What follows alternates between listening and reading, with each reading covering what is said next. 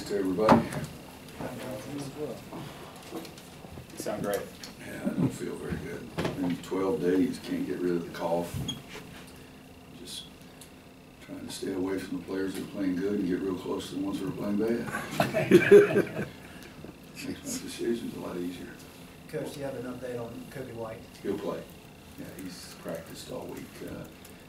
Times we've practiced anyway, he's been there and he hasn't been limited or anything. Coach, can you walk him through, since we played last Wednesday against Wilmington, what days you've been able to practice? And Jeez, I can't remember. I've been across the United States twice. I remember that part. We played Wilmington on Wednesday. We gave them, Steve, I have no idea. I think we went Sunday and Monday. Yeah, we gave them Thursday and Friday off. We practiced maybe Saturday off. Yes. We practiced Sunday and Monday, gave them Tuesday and Wednesday off, and practiced yesterday, I think is what it was. Does that sound right? Yeah. You said the Sunday practice was going to be the best practice in the history of the organized world. Did you get that? Didn't quite reach my goal. Didn't quite reach my goal, but I think Sunday and Monday, I think both those were okay days. You know, yesterday was not a good practice, but it was a terrible job by me as a head coach. Today's going to be really good. Today will be really good. Roy, three of your current players signed the open letter against the current plan for Silent Sam. How do you feel about their willingness, and several of your former players too? Mm-hmm. Have you talked to them about it? How do you feel about their taking a stand on that? And as an alum, how do you feel about the way the university's handling things? That's a lot of questions there in one. Let's get it all right in That's right. Which three? I know Garrison and KJ. And Brandon Robinson Brandon, signed okay. today. How I feel about it, I think was the first. I'm not bothered by it at all. Talked to our guys about it. Told them if they feel strongly about it, go right ahead. I think it's their individual rights, and I think they should if they feel strongly about it. As always, you guys have heard me just say, don't surprise me. And I know that Garrison and KJ had signed it as of yesterday, so B-Rob might have done it later yesterday. You know, it's a touchy issue. It's a hard issue, and it's an easy issue. I mean, it really is. It's something that we've talked about on multiple occasions. As an alum, as a graduate, as a coach, I've got to have many different views on the things, but it's a very divisive thing, and I hate that we have anything that's divisive on our campus or involved in our institution. The one I feel the most pain for is our chancellor, because she's in a no-win situation. I think she has her own individual beliefs, but she's required by law to act or react in a certain situation. She's the one I feel most for. In my mind, my own personal opinion is I wish we didn't have a situation where we're putting it back on campus. I don't know what everybody's motivation was in the early 1913, but right now it's a very divisive issue, and I wish it would go away, but I'm sure that there's other people that feel that way as well. I don't know what that motivation was at that time. I read those remarks at that time, and they were not very good remarks, which leads me to be stronger in the idea that I don't think we should have it. But we are, not we, because I'm not making any of the decisions, I assure you. I think that the chancellor's hands are a little bit tied about what to do with it. I don't know what's going to happen. There's a meeting today. Maybe it started last night, or I think it's still going on today. It'll be interesting to see what those people say about it. But as far as my players being involved, if they feel that way, I have zero problems. I'm glad they're expressing themselves, and they have the right to have those feelings, just like I have the right to have my feeling. I wish it wasn't here. How is Coach Smith's legacy and that sort of thing, did that shape the way that you go about handling these sorts of things? I know some coaches try to kind of shy away from things like this. Not really. I mean, Coach did the right thing. I think what I'm saying is right for me, so this is America. I can say, how can anybody say I'm wrong? But I do think there's individual rights and freedoms, and I really do. I just tell my guys, don't surprise me with anything. Let me know and let's talk about it. And I know we've talked about it as a staff, but I think we've talked to the team about it twice, including yesterday. And the purpose of that was about the letter from the SAC area. Yeah. But no, I don't think I was driven by Coach Smith's stance at that time. I was driven by what my background, my mother, my high school coach, and Coach Smith. You have the right to your own individual beliefs, and that's okay to say those. So, When you say that do you think your players through this are kind of becoming aware of the power they can wield when they want to take a stand on something like that? you know, people talk about the power you can wield, but I'm not sure what that is. You know, I think you have the right to state your beliefs. I don't know if one person has any more power than anybody else. I know people talk about that all the time, but still there's a law out there. I think that's, in my own personal belief, period, okay? I think that it would be best for it not to be here, and I think some of those people in the decision-making business would rather it not be here, but the only people that can change that are the ones that make the laws. And I don't know, I haven't spoken to those people about it. When you say that you guys have talked about it, is it just the extent of, I don't want to be surprised, so if you guys are going to do something like this, make sure I know in advance, or do you actually go into it and kind of let them sort of express themselves and kind of air that out? A little bit of both. I tell them exactly what I think, and there's no way in Hades this guy sitting to my left would let me say exactly what I think. So, but I tell them, I'm straightforward. Tell the truth. You don't have to remember what you said. It's a pretty easy deal. But, we talk about it. Coach, Did I get that? I think that was everything. I think that's Okay. All right. Yeah, we do play. Who there's we the play awkward tomorrow? transition. Yeah, I want to ask you about Gonzaga. Yeah. Yeah, they're a very balanced team on the court. What have you seen out of them on tape? And, you know, they have also got a number of upperclassmen as well. How difficult have that been to prepare for? Very difficult for us as a staff to prepare for. They remind me of some of our really, really good teams. Who knows what's going to happen by the end of the year, but I think they're better than their team in 17. Now, they may not go as far. They may win the whole thing, but we haven't given our team a lot of stuff yet because we usually wait and do that the day before the game.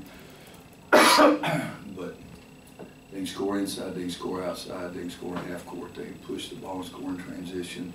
They defend you man-to-man, they defend you zone. They rebound the ball, they stop you from rebounding the ball. You know, they're shooting over 50%. They've made more free throws than their opponents have attempted. They're holding people to the low 30s. So we've had some teams like that and some teams that were really good. And, it's a good feeling to have that you don't really have any weaknesses. I think Perkins is really playing at a high level. I think maybe it's one of theirs or one of Steve's. I think he has more assists than anybody in the country. He's averaging 8 a game. Eric, would you mind getting me a Sprite Zero, sir? Yep.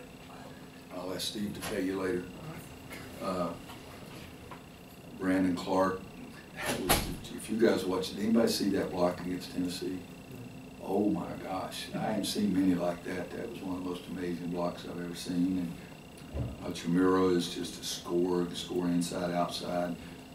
I saw his game-winning basket against Washington.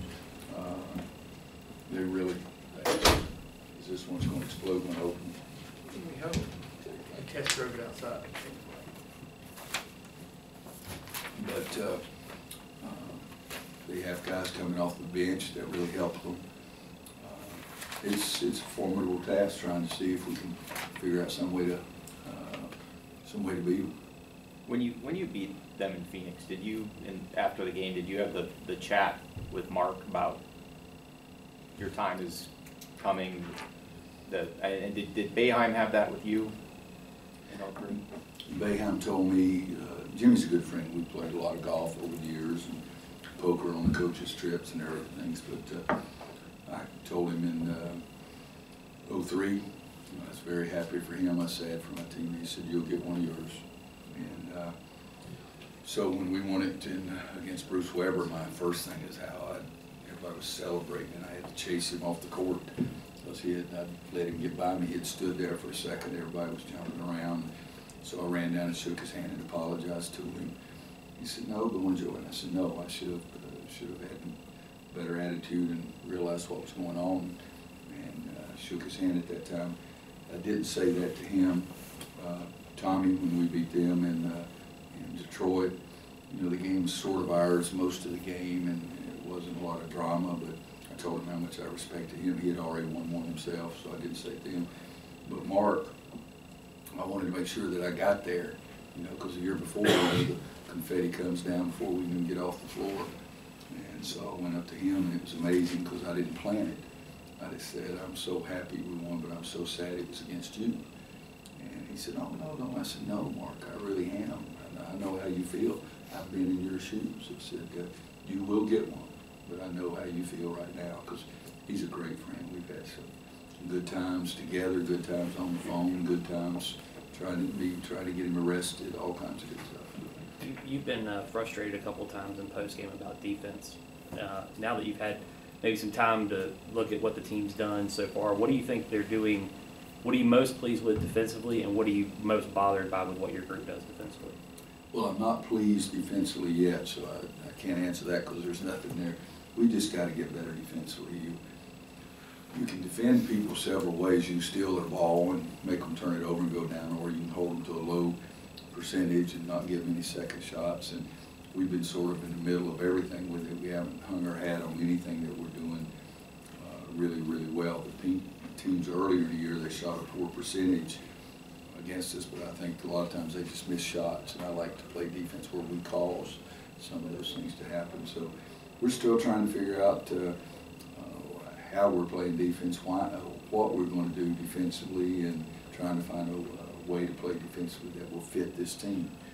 You know, and you talked a second about 09. I mean, Ty Lawson had 8 steals in the national championship game. We haven't had 8 steals hardly ever as a team yet. And then yet also we had Tyler could block shot, Ed Davis really blocked some shots, you know, Sean May could block shots, but that team was really good. We could get out and we could switch a lot of people. So we're still working on that part of it, but we got to get better in every single phase of the game defensively. Is there an element you think that this group that you see can? I don't know. Yeah. You know, it's you have to wait until you play in the opponents who are sort of like you, that they're gifted. And you know, again, that's the reason I always say when we win, and we should win, you know, we're better. But you got to wait and see how successful you are when you're playing somebody that's similar to you. And so far we played, you know, we played well defensively at Wofford. Kenny Williams was unbelievable at Wofford. But in the other games like that, the Texas and UCLA in the second half, we were good defensively. Michigan, we were never good defensively. So I don't know that some people may be smarter than I am, but right now I can't tell you exactly how we're going to figure it out. Where does it begin? And if you get that, do you think it kind of trickles down and everything else sort of falls into place? They've got to understand the importance to it. I think it's the first part. I always say don't guard people like you want to be guarded. It's pretty easy to figure out. You know, if a guy bothers you when you got the ball and you don't like it, well, that's where you should guard other people.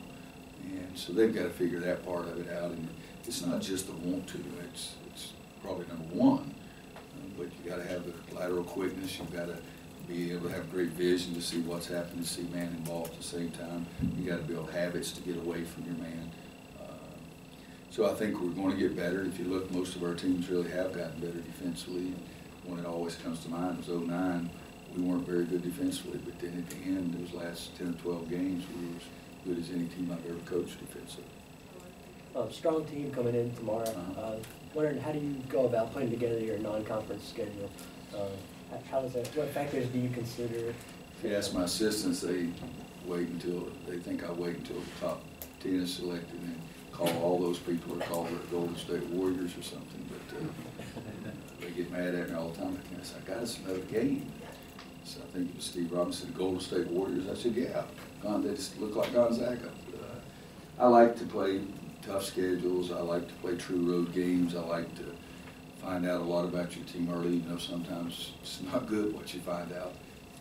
But the scheduling by the ACC is making it more difficult. When we go from 18 to 20, I won't play nearly as many of the big-time national-type games. I asked a guy one time in the TV world, I said, "Did you rather have North Carolina in the last-place team in the ACC or North Carolina against Kentucky?" And they said, "Oh, North Carolina against Kentucky." I said, "Well, you're going to lose those, because we're not going to do those as many." But I do think you need to really challenge people, and it's shoes on the other foot. I remember Eddie Faulkner, I told Coach Smith one night, we won big here. I said, "Well, that was okay, wasn't it?" Eddie said, "Yeah, Coach, that was all right, wasn't it?" Because I felt like we played the tan death march up until that point. And now I'm the head coach, I sort of like that better. What's the timing, when do you start looking for games, you know, when you have some holes? It depends. I mean, this one right here, Mark and I had talked about playing, and I can't tell you exactly when he called. He said, "Hey," he said, "I would really like to come and play." And I said, "Okay, let's do it." And we got Clint involved, and it's probably just a year ago. It was a PK80 on stage. Yeah, okay. In Oregon. Yeah, in Oregon. And thank you, that was good. That's right. So a lot of it's like that, but I do silly things. I called Fran Dunphy, and I told you this at Temple, and said, "Would you be interested in playing us?" He says, "When I was at Kansas," I said, "We'll come there first." He said, "Well, I've never gotten this kind of phone call." And I said, "Well, my radio announcer said he called a game everywhere in the country, places except the Palestra." So I said, "Well, we'll take you to the Palestra." So I'll do some silly things, but I do like playing. Good coaches, good teams, good programs. With the schedule going to 20 games, and I think the Big Ten's playing 20 now too, it might be a move other big conferences make. Would you be in favor of adding a game or two to the schedule so you guys can have more of those non-conference opportunities? No, we got enough games. I mean, the season's long enough, but I mean, I just hate to think about how much time I've been on the court or how much time I've not been off the court, or not been on the court. I think we have enough games. We start now, you know, you have hot dogs on July 4th, and you start practice the next day. And you get finished and you go out Easter eggs, and then it's July 4th again. I don't think, to me, you know, why are we playing 20 games, 22 games, 28? There was a big debate, I'll probably get in trouble for this. There was a big debate about, you know, football going to one more conference game, and then all of a sudden, they're not doing it. We weren't even asked. It was just all of a sudden, "Oh, we are." We'd already said 188 million times that I wasn't in favor of it. The whole group was like that, but it's what it is. And so I play it and shut up, but that doesn't mean you got to be quiet all the time. Coach, I've never been to Australia. I had a guy tell me that, and I took a team. We played 12 games in 18 days. He's already done it. This is how it starts. We haven't covered a game in Tahiti. New Zealand, I've been in New Zealand. They tried that. Roy, you mentioned Brandon Clark's, you referenced his athleticism. Patrick Murray has had success taking people off the dribble. That type of matchup, and those guys are so athletic, is this one of the games where the ability to play small and play big is especially beneficial? Well, we hope so. We'll try to find out, because we've got to see how we can match up with them, because they all cause you problems. And hopefully some things might be a little advantage on our end as well. But you know, one of the advantages we have is Luke, for example, is a four-man going out on the court. Well, their guys go out there and guard you, because they're very athletic. Their big guys get it off the board and push it down, act like they're guards. And I think Clark he's only shot 2, but I think he's 2 for 2 from the three-point line. And when the big kid's coming off the bench, he's shooting 40%. So they really do create a lot of problems for you. But we'll play both ways and see if we can find something that helps us. Time for a couple more. I had clarification on the Silent Sam question. You said you don't want the statue. See, you told me it was. Well, I just want to make sure it's clear. You said you don't want it here. Does that mean you're against the proposed idea to build a whole different building? So you're trying to get me in trouble with the board without me. I just want to make sure we have the facts straight. I thought it was pretty clearly said. You don't want it here. Is that not what I Okay. said? Anybody else? Is there enough time for you and Mark to pile into a car and head out to Cherokee? It's too long a trip. Yeah, that's the other one was 23 miles. This one would probably be in the neighborhood of 270. We all lost that night. It didn't make any difference. We all lost money. The casino did well. But I did try to get him arrested, but it didn't work. Anybody else? Wait, well, playing Beeline, playing Few, are there coaches out there that you really enjoy having your guys go against and see certain things?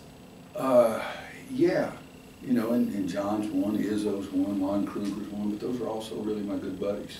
And, you know, in our league, I mean, you play Buzz's teams, you play Jimmy's teams, you play Mike's teams. I mean, you face a lot of things, but I don't know how to say this. I like to watch the game. You know, I don't think it's just made for us over there. People talking about playing chess. You know, I played chess a lot when I was 12, 13, 14 years old. I don't think I played one game of chess since I started coaching. But, you know, we work every day, try to figure out some way to try to do some things and see if that matches. And sometimes you have to make some adjustments. They do things to surprise you. But I do enjoy playing big games, and those big games are usually coached by really good guys. And, but I've told you on the stuff the FBI, I happen to think that the huge majority of coaches I really do like and do things the right way. And I enjoy being with them. I don't enjoy playing their teams.